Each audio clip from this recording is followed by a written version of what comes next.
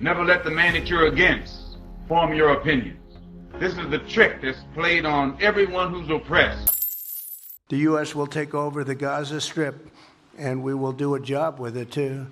We'll own it and be responsible for dismantling all of the dangerous unexploded bombs and other weapons on the site, level the site and get rid of the destroyed buildings, level it out, create an economic development that will supply unlimited numbers of jobs and housing for the people of the area.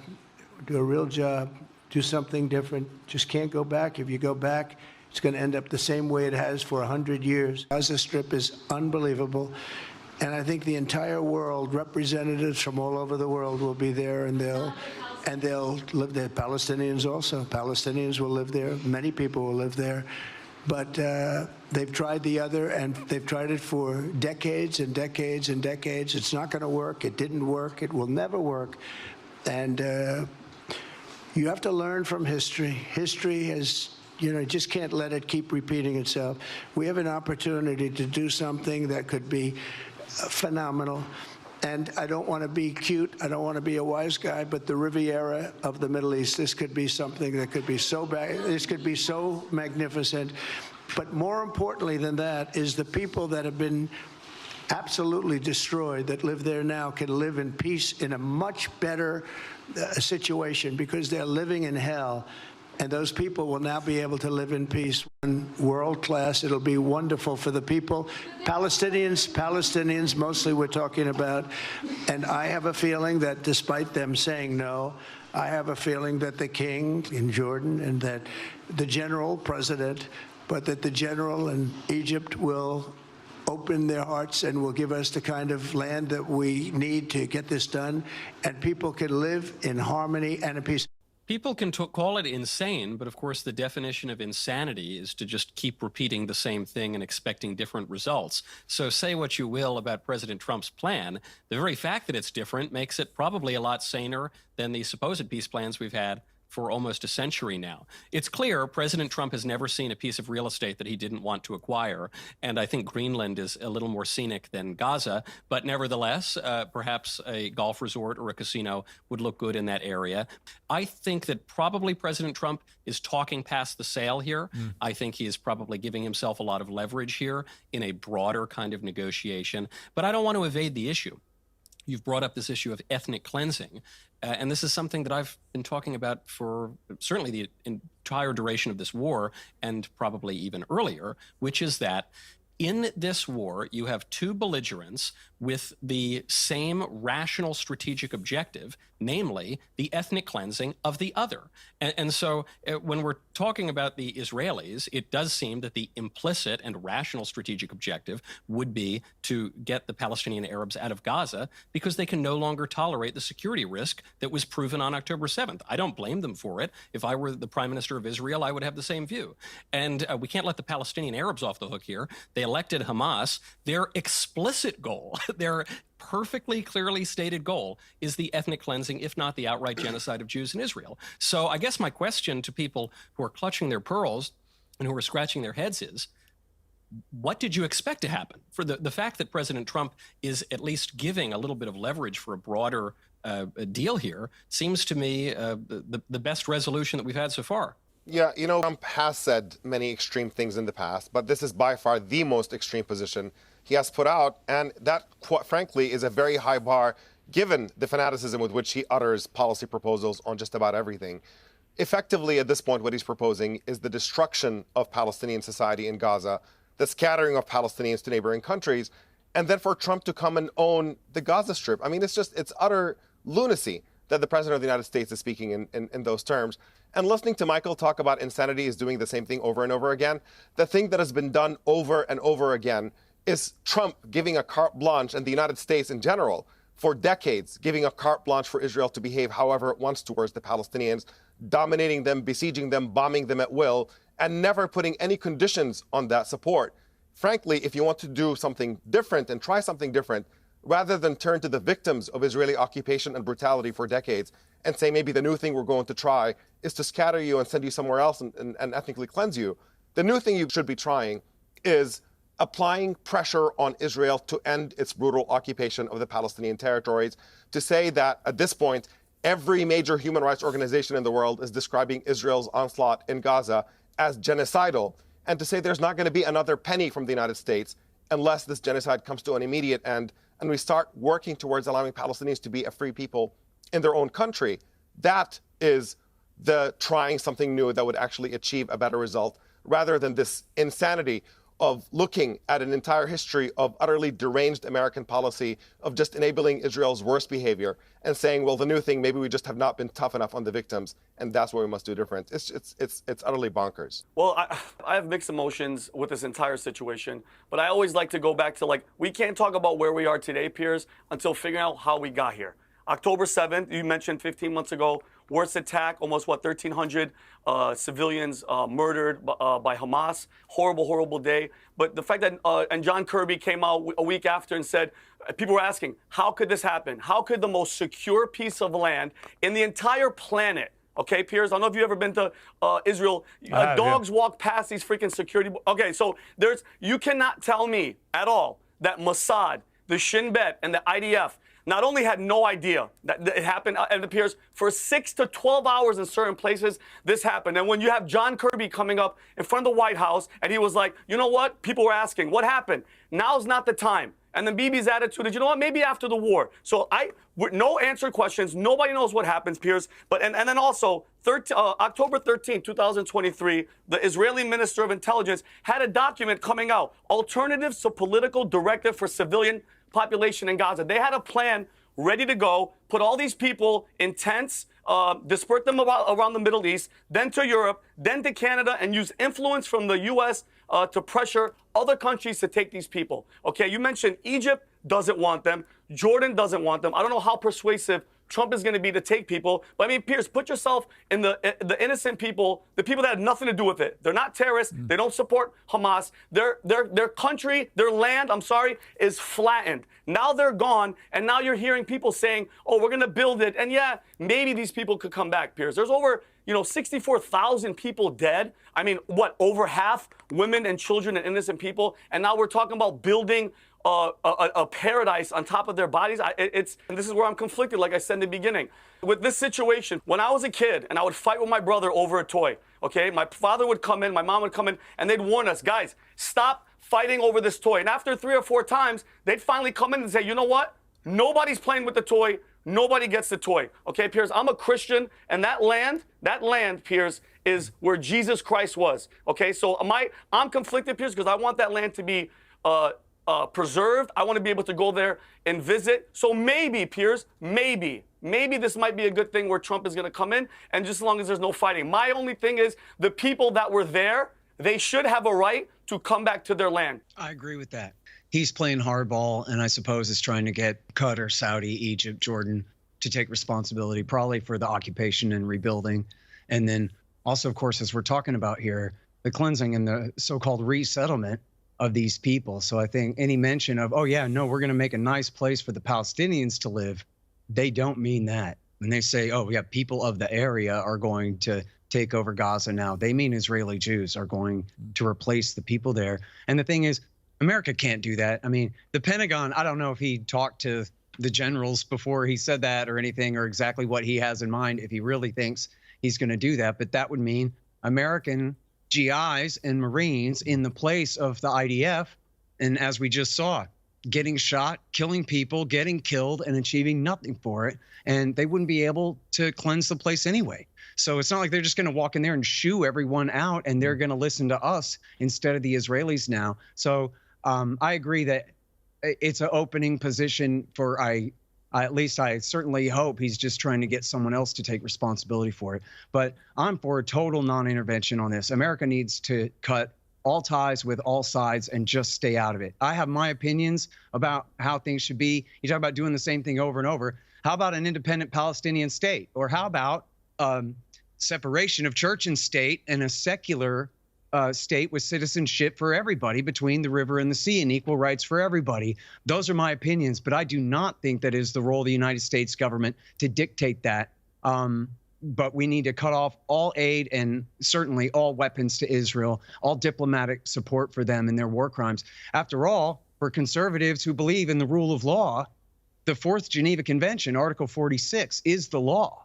There are federal laws. That treaty was written mostly by Americans in the first place, ratified by the U.S. Senate, and there are federal laws implementing the Geneva Conventions in the United States. And it is illegal to replace a civilian population to help another country to do so either, certainly in the name of Lebanon's realm. And Trump literally said, well, geez, Israel's such a small country, in answer to whether he supports the annexation of the West Bank. And that's where part of this conversation needs to go to. As soon as they had a ceasefire in Gaza, they moved to the West Bank, and they made it very clear they would like to annex the West Bank. And if we see in the West Bank the kind of slaughter we just saw in Gaza for the last year and a half, it's within the realm of possibility, you could see them bombing those cities and trying to force the Palestinians to flee into Jordan and to go ahead and finish the job. Now, the only restraint on that apparently is not America. The only restraint on that is, will it destroy Israel's relations with all the Sunni kingdoms of the GCC and Egypt and Jordan? Because if it does, then there goes their new alliance that they're building against Shiite Iran. And so that's really the only thing hedging them in. But if America's willing to take on Iran for them, and they might decide it's worth it. We need to just absolutely butt out starting right now. Well, I suppose we have to shift the premise a little bit here. America is involved in everything.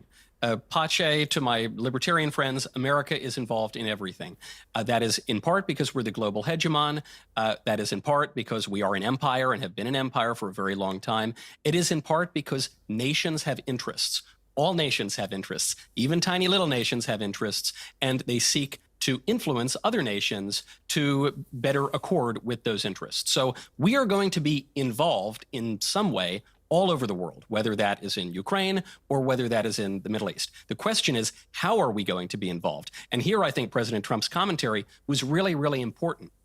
Trump says, on the one hand, we're going to take over Gaza. We're going to own Gaza. You saw Netanyahu's eyebrow went up. I'm not sure he was totally prepared for that one during their press conference. On the other hand, he says, someone else is going to pay for all of this. We're not going to pay for this, and other people are going to figure it out. So what does that mean? If he says we're going to take over Gaza, we're going to own Gaza, people, I think, assumed that means we're going to send in the Marines, or that we're at least going to send in the Trump Organization contractors to build a nice casino.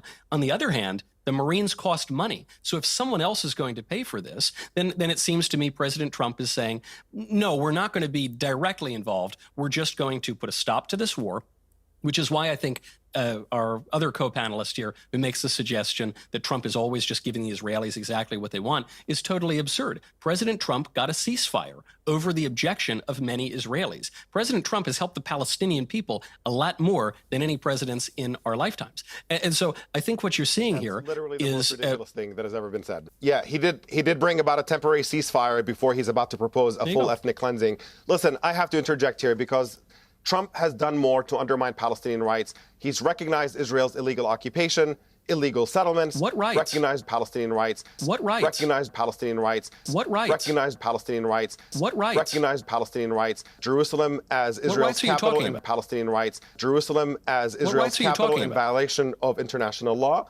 Every single, I'm listing them for you. That had been U.S. policy There's for 3 decades. Entire unanimity of condemnation of Israel's illegal occupation that Trump has recognized. You don't know what you're talking about. You're incredibly out of your depth. Okay, first, I want to say that I'm incredibly object to the suggestion that the entire Palestine-Israel conflict is like two children fighting over a neutral toy and the parent needs to come and say, it belongs to neither of you gets to play with it. The correct analogy, if you want to use that, it's a parent walking their spoiled child out in the street, finding another toy, another kid who has his own toy, and letting their own child get on top of that other kid, beat the living crap out of them, and take the toy out of their hands. And what you need is for the parent to say, let go of that other kid's toy and leave it alone. The entire world agrees. There's no debate, especially on Gaza and the West Bank, that those are occupied Palestinian territories that Israel has no legal title to whatsoever.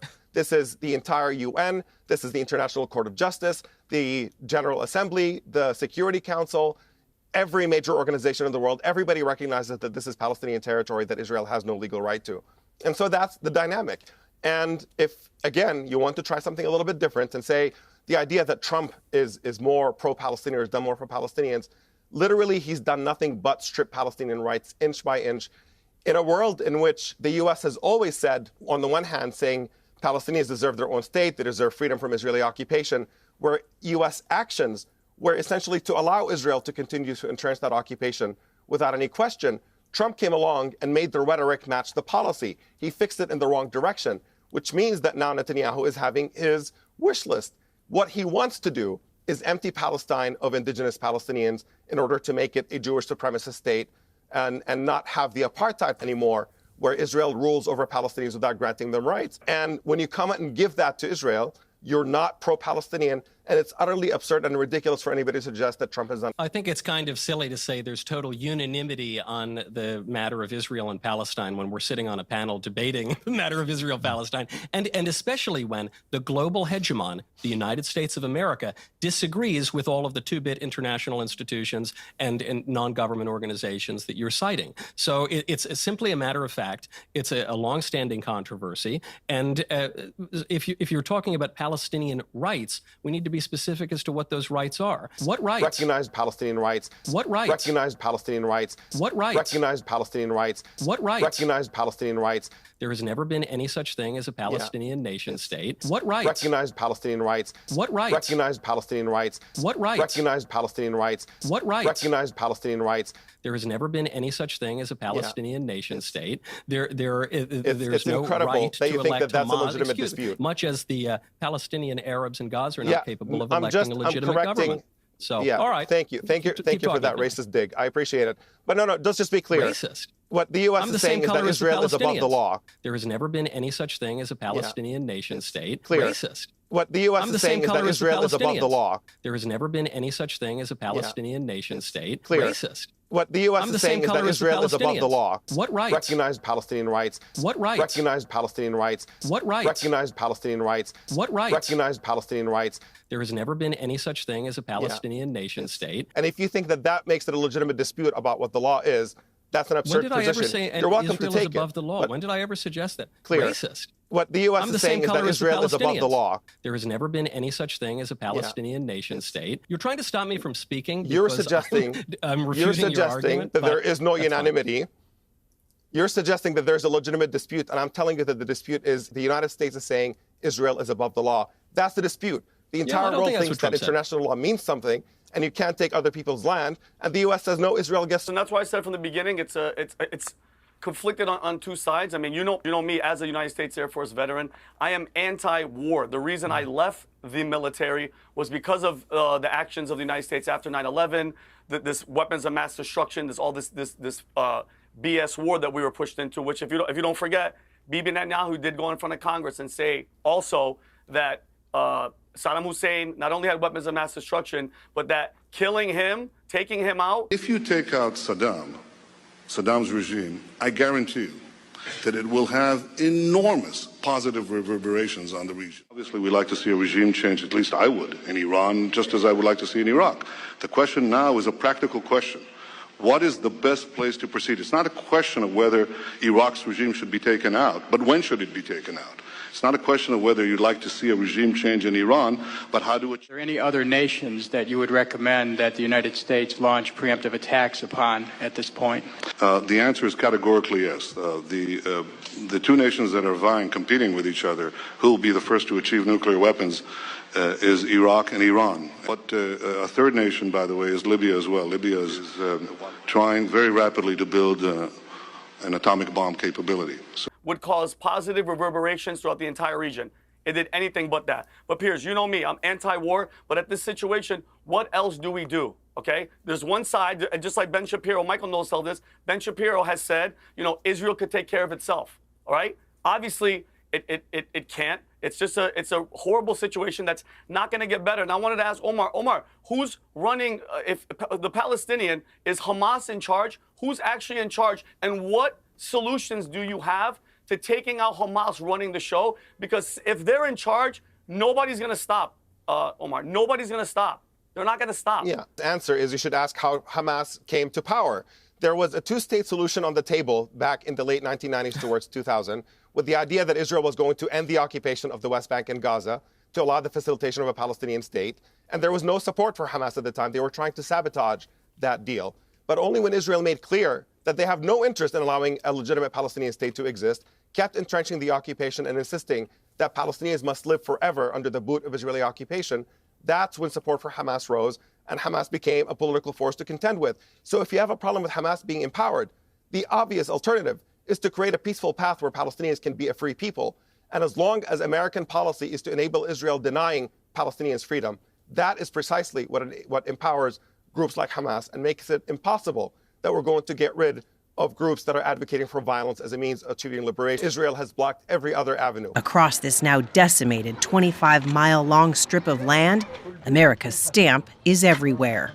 It's been a horrific setback for peace, going forward, just of what's happened since, including and since October the 7th. It's a real catastrophe, but there are places around the planet where people have some or another form of binational type of state where they have their own local security forces under one government. And there are places where you have extremely bad blood historically, but where it's basically worked out. For example, there are millions of ethnic Germans that still live inside France, but they're free. And so there's nothing to fight about. And but of course, Germany and France have fought over the millennia, right? If you want bad blood, you can have some. There's also essentially a status quo holding in Bosnia where there's tons of bad blood between the Bosnian Serbs, Croats, and Muslims. And they went through horrific fighting for years, but then they stopped. And they could get up in the morning and get revenge for their brother that died in the thing, or they can get up and go to work. And so if the dynamics are changed severely enough, then things can go back to hell. But it goes to show that people can put the past aside. Ever since the founding of Israel, 1/5 of the population of citizens of Israel, although they're sort of second or third class citizens, but they are citizens of Israel, are Palestinian Muslims and Christians. Too many, and that would ruin the 80-20 super duper Jewish majority over the Palestinians. In fact, there's this study that was written by an advisor to Netanyahu. I'm sorry, his name has escaped me. It's back in 2004. It was published all about it in the Jerusalem Post. Arnan something, like Milchan, the movie producer. Arnan, I'm sorry, I forget his last name. But the point was, and he was advising Sharon to do what was called the disengagement. Sometimes you hear pro-Israeli types say that this was the Palestinian state. They gave them Gaza. But what this guy is explaining is there's just too many Palestinians, and they keep making babies. So at the cost of withdrawing the Jewish settlers out of the Gaza Strip in 2005, what we'll do is we'll be figuratively kicking Gaza and the 2 million Palestinians there out of Israeli jurisdiction.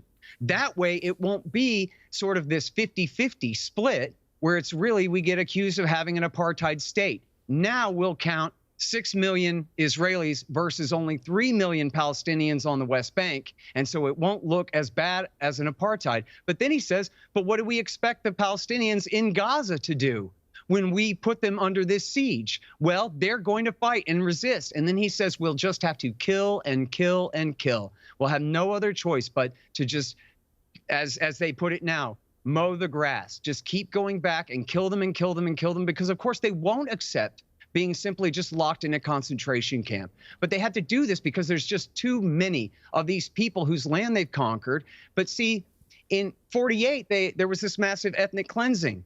But in 67, when they took the Palestinian territories from Jordan and Egypt, they kept all the people, or almost all of them. So they have these huge territories with millions of people, almost an equivalent number of Palestinians as you have Israeli Jews, under the control of the Israeli government, as Netanyahu himself says, from the river to the sea. Okay. One nation, one security force for the whole area. Support for Hamas hasn't really declined all that much. In fact, your previous guest, when you were speaking one-on-one, refused to say that Hamas even committed crimes on October 7th. So, we're already dealing with that starting point. And one could also see the flip side, which is that President Trump is the bad cop, and he's giving Netanyahu the opportunity to play the good cop, so that when Trump goes way past the deal and says, yeah, not only are we going to take over Gaza, not only are we going to get rid of all the Gazans, but we're going to build up a bunch of Trump towers, and then we're not going to let them even come visit. That is such an extreme position to start with that it might potentially actually give the Israelis some wiggle room. You're already seeing a lot of Israeli politicians coming out